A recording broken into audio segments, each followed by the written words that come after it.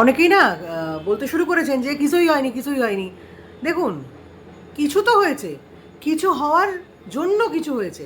কারণ এই যে যেটুকু করলেন উনি, এখান থেকে সরিয়ে টুকটুক করে কী নেবে বলো, ডেয়ারি মিল্ক খাবে নাকি ললিপপ খাবে, এই যে ঘটনাটা ঘটিয়েছেন উনি, সেটুকু হয়েছে। এর প্রিভিয়াস কেসগুলোতে কিন্তু সেগুলোর ধারের কাছে উনি যাননি, কিচ্ছু হয়নি। আর এইটুকু করতেই ওনার এতদিন সময় লেগে গেল, দুবার বৈঠক কেচিয়ে গেল, এই তিনবারের বার যা যা হলো হলো। সুতরাং এইটুকু যতটুকু হয়েছে ততটুকুর মধ্যেই আমাদের পজিটিভ ভাইবসটা বজায় রাখতে হবে, আর কিছু করার নেই। আর উনি যেটা বলছেন যে বাচ্চা বলে মেনে নিয়েছি, না, উনিও জানেন যে পয়েন্টগুলো ভ্যালিড পয়েন্ট। ওরকম বাচ্চা বলে তো মানে ইয়ে নয়, ছোটোদের খেলা নয় যে ও ছোটো বলে ওকে একটু ব্যাট করার সুযোগ দিচ্ছি, ও ছোটো বলে একটু বল করার সুযোগ দিচ্ছি, না। উনি নিজেও জানেন পয়েন্টগুলো যথেষ্ট পরিমাণ ভ্যালিড, সেই কারণেই উনি মেনেছেন। তা না হলে ওনাকে মানানোর ক্ষমতা কারোর ছিল না। আরে একটা তো মানতে হবে যে উনি রাজ্যের মুখ্যমন্ত্রী, সে যাই করুন না কেন। উনি যদি বলেন না মানবো না, তো চলবে আন্দোলন, চলুক। কাজে উনি নিজেও জানতেন যে এগুলো তাকে মানতে হবে, কারণ আন্দোলনের ঝাঁজটা অন্যরকম দিকে চলে যাচ্ছে। আর এমনিও সত্যি কথা বলতে উনি একটু মমতাময়ী, উনি দূর দূর করে তাড়াবেন কী করে? একই সন্দীপ ঘোষের মতো পাজির পাঝারাকে উনি প্রাইস পোস্টিং দিয়েছিলেন, তার পরিবার খাবে কী করে, তার পরিবারে কান্নাকাটি পড়ে গেছে এই মনে করে উনি এমন করে বললেন যেন অসহায় শিশু। তারপরে দেখা গেল তার বাংলোর পরে শেষ নেই, তার এখানে বাড়ি সেখানে বাড়ি, বিভিন্ন জায়গায় বাড়ি গোঁজা আছে। হ্যাঁ, উনি এমন এক শোকতাপ করে বললেন যে যেন আহা বাছা খেতে পাবে না। কিন্তু বিষয়টা তা নয়, ওই পাজির বাজারাকে যদি উনি প্রাইস পোস্টিং দিতে পারেন, তাহলে এই সমস্ত স্বাস্থ্য অধিকর্তা বিনীত গোয়েল এদেরকে দূর দূর করে তাড়াবেন কী করে ঝাঁটা হাতে? এটা সম্ভব নাকি? বুঝতে হবে। এরা বলে দিলাম তাড়ালেন না, না।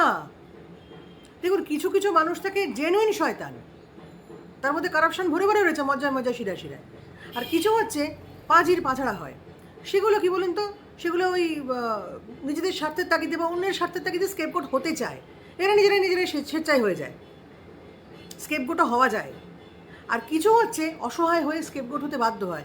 আপনি লক্ষ্য করে দেখবেন, চোখ মুখ কথা বলার ধরন, এগুলো দেখলেই বুঝতে পারবেন যে কে বাধ্য হচ্ছে কিছু করতে আর কাকে করা হয়েছে, আর কে স্বেচ্ছায় করেছে, কার মধ্যে পেজমি ভর্তি। বুঝতে হবে, সবসময় এগুলো এরকম করে চাইলে হবে না।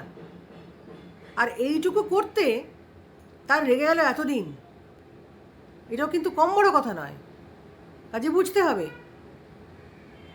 কামদুনি কেসে এই বিনীত গোয়েলই ছিলেন, কিছু করা গেছিল না, সে একই পারফরমেন্স উনি দিয়ে যাচ্ছেন। তার ফলে এখন আগে ডেয়ারি মিল্ক খেতো, এখন ললিপপ দেওয়া হয়েছে। তুমি কোথায় যাবে বাবু, তুমি কী খাবে বাবু? তুমি হচ্ছে আমি ললিপপ খাবো, তাই দেওয়া হয়েছে। সুতরাং কিছু হয়নি না, এই আন্দোলনের ঝাঁজে কিছু হওয়ার পদক্ষেপটা তৈরি হয়েছে। শুরুতেই কেউ চারতলায় উঠতে পারে না, তাও তো এইটুকু হয়েছে। এরা লেগে থাকলে বাকিগুলো ঠিক হবে। দেখুন, দীর্ঘদিনের দুর্নীতি, দীর্ঘদিনের অনেক জঞ্জাল পরিষ্কার করতে তো সময় লাগবে, সেটাকে তো মানতে হবে। এদের সেই গাটস আছে, এরা সেটা করতে পারছে, এবং অবশ্যই সাধারণ মানুষের বিশাল সমর্থন এরা পাচ্ছে। কিন্তু ভুললে চলবে না, তিলোত্তমার বিচার এটা দরকার। দোষীদেরকে খুঁজে বার করতেই হবে, তা না হলে সেই কিন্তু এই ঘটনা আবার ঘটবে। কারণ যে বা যারা কাজ করছে তারা যদি পাশে দোষী নিয়ে ঘুরে বেড়ায়, কারণ তাদের এই মানে নীচ মানসিক প্রবৃত্তি তো থাকবেই, এ তো বদলানোর নয়। তাদেরকে ধরে বার করতে হবে, তাদেরকে শাস্তিটা দিতে হবে, সেটা দরকার। এবং তার জন্য এই রাস্তা দখল, মানববন্ধন, প্রতিবাদ মিছিল যেমন যেমন চলছে, তাতে ভাটা পড়লে চলবে না। কারণ সেগুলোও কিন্তু সাংঘাতিক মোটিভেশনের কাজ করছে, এটুকু বলতে পারি। বিচার ব্যবস্থাকে এগিয়ে নিয়ে যাওয়ার জন্য সেগুলো একটা সাংঘাতিক মোটিভেশনের কাজ করছে, যে এত মানুষ বিচার চাইছে। সত্যিই তো, মহিলাদের প্রোটেকশনটা কোথায়? যে সমস্ত মহিলারা অসভ্যতা নোংরামি করে নিজেদের প্রোটেকশন নষ্ট করছে, তাদের কথা বলছিই না, তাদের মানসিক বিকৃতি, তাদের নিয়ে আর তাদের কথা বলে কী করব? কিন্তু তাদের জন্য বাকিদের তো ক্ষতি হতে পারে না। সমাজে সেই প্রোটেকশনটা দরকার। আর তারা নিজেদের ইচ্ছে মতো যা করছে, তার মানে হয়তো তারা পাবলিক প্রপার্টি তা নয়, তাদের ইচ্ছে হচ্ছে, তাদের যা খুশি করছে। কিন্তু উল্টো দিকের মানুষটাকেও তো একটু সভ্য হতে হবে, যে যা খুশি করছে, খারাপ জিনিস দেখলে তার দিকে তাকাবো না, এই মানসিকতাটা তৈরি করতে হবে। খারাপ কিছু বলবো না, সে যে যা খুশি করুক না, এই কন্ট্রোলটা রাখতে হবে। সবাইকে তো কন্ট্রোল করতে পারবেন না আপনি। মানুষ বাইরের লোককে কন্ট্রোল করতে চেষ্টা করে, কিন্তু ভুল কথা, নিজেকে কন্ট্রোল করতে হয়। আর কিছু ক্ষেত্রে যে একদম সীমা ছাড়িয়ে যাচ্ছে তাকে সবাই মিলে কন্ট্রোল করার চেষ্টা করতে হয়, যে না বাড়াবাড়ি হয়ে যাচ্ছে, একটু শুধরে যাও, একটু শুধরে যাও। সেক্ষেত্রে এই প্রতিবাদ, সেই আন্দোলনগুলো তৈরি হয়, যেটা এক্ষেত্রে হয়েছে। কাজে কিছু হয়নি, কিছুই হয়নি এইটা বলবেনই না। কিছু বিশাল কিছু হওয়ার আগে এই পদক্ষেপটা দরকার ছিল।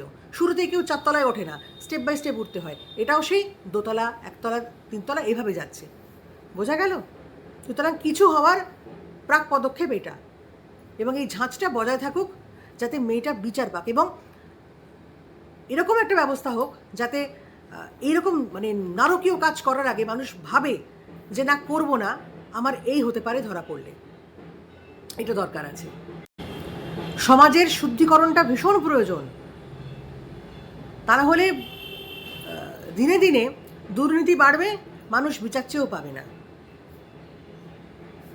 কর্মক্ষেত্র বিভিন্ন জায়গায়, সেটা হাসপাতালগুলো যেখানে বলুন, হাসপাতাল তো আরও ডেঞ্জারাস জায়গা, সেখানে পেশেন্ট থাকে, যার এরকম নিজ প্রকৃতি থাকবে সে তো পেশেন্টকেও ছাড়বে না। তখন অসহায় পেশেন্ট কী করবে? আর এই সমস্ত এরা যদি ভবিষ্যতে ডাক্তার হয়, এদের কাছে তো কোনো মানুষই সেফ না তখন। সুতরাং বিচারটা দরকার, এবং সেই ঝাঁচটা যেন বজায় থাকে। আর যেরকম যেরকম চারদিক থেকে যা যা সমস্ত রাঘব বোয়ালরা বেরোচ্ছে, সেগুলোর বেরোনোরও দরকার আছে। এক একটা জায়গায় বিভিন্ন লোকজন বিভিন্ন রকম বাংলা গুঁজে গুঁজে রেখেছে, মানে এত খেয়ে ফেলেছে যে দাম আটকে গেছে, নাগাড়ে খেয়ে গেছে, নাগাড়ে খেয়ে গেছে। ফল তো ভোগ করতেই হবে। সুতরাং কিছু হয়নি না, যেটা হচ্ছে সেটা কিছু বিশাল কিছু হওয়ার প্রাক পদক্ষেপ। বোঝা গেল? ভালো থাকুন।